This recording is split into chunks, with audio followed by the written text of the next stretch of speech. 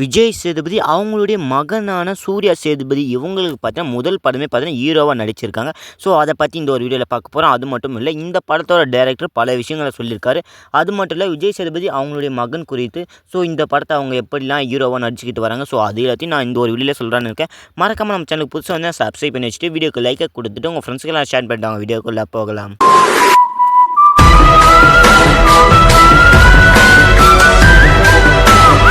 டேரக்டா யாருக்குமே இந்த மாதிரி ஒரு வாய்ப்பு கிடைக்கவே கிடைக்காதுன்னு தான் நான் நினைப்பேன். ஏன்னா நிறைய பேருக்கு வந்தாக்க இப்போ சினிமாக்குள்ளே வரவங்களுக்கு எல்லாருக்கும் பார்த்தீங்கன்னா காமெடி நடிப்பாங்க. அதுக்கப்புறம் தான் ஹீரோவாக மாறுவாங்க.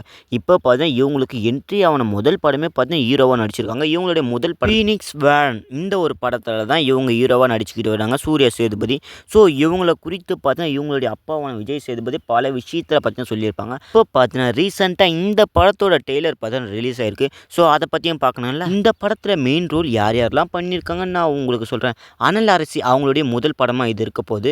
வரலட்சுமி சரத்குமார் இவங்களும் இருக்காங்க. அதுக்கப்புறம் நடிகர் சம்பத், நடிகை தேவதர்ஷினி, அதுக்கப்புறம் பல ஆக்டர்ஸ் மெயின் கேரக்டரை பார்த்தா இந்த ஒரு படத்தில் ரோல் பண்ணியிருக்கதா சொல்கிறாங்க. அதுக்கப்புறம் இந்த படத்தோட ப்ரொடக்ஷன் யார், இசையமைப்பாளர் யார், அதுக்கப்புறம் ஸ்க்ரீன் பிளே, அதுக்கப்புறம் டேரக்ஷன்லாம் யாருன்னு இந்த ஒரு வீடியோவில் நான் புட்டு வச்சுறேன். அதாவது பார்த்தீங்கன்னா ரேவ் மேன் ஃபிக்சர்ஸ் இவங்க பார்த்தீங்கன்னா இந்த படத்தோட ப்ரொடக்ஷன் கம்பெனியாக இருந்துக்கிட்டு வராங்க. இந்த படத்தோட டேரக்டர் அதாவது பார்த்தீங்கன்னா மியூசிக் டைரக்டர் யாருன்னா சாம் சிஎஸ் இவங்க தான் இந்த படத்தோட மியூசிக் டைரக்டர் ஒர்க் பண்ணிக்கிட்டு இருக்காங்க. அப்புறம் என்ன, இந்த படத்தோட ஒளிப்பதிவு யாருன்னா வேல்ராஜ்.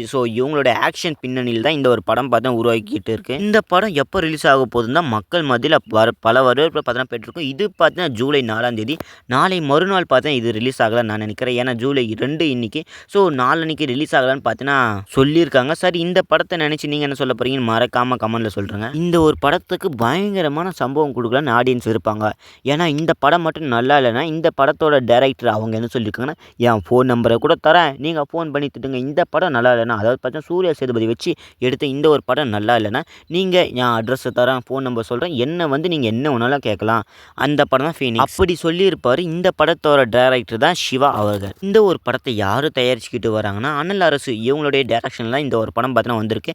ஆனால் மெயின் ரோலை பார்த்தீங்கன்னா தயாரிப்பாளர் சிவா தான் இதுக்கு பேச்சு கொடுத்துருக்காரு. இந்த படத்தோட டெய்லர் வெளியீட்டு விழா பார்த்தா சென்னையில் நடந்திருக்கும். இதில் பார்த்தீங்கன்னா தயாரிப்பாளரான சிவா, இயக்குனர் பாண்டியராஜ், எச் வினோத், நடிகர் விஜய் சேதுபதி, இந்த மாதிரி திரைப்பிரபலங்கள் எல்லாரும் பார்த்தீங்கன்னா இந்த ஒரு ஈவெண்ட்டில் பார்ட்டிசிபேட் பண்ணியிருப்பாங்க.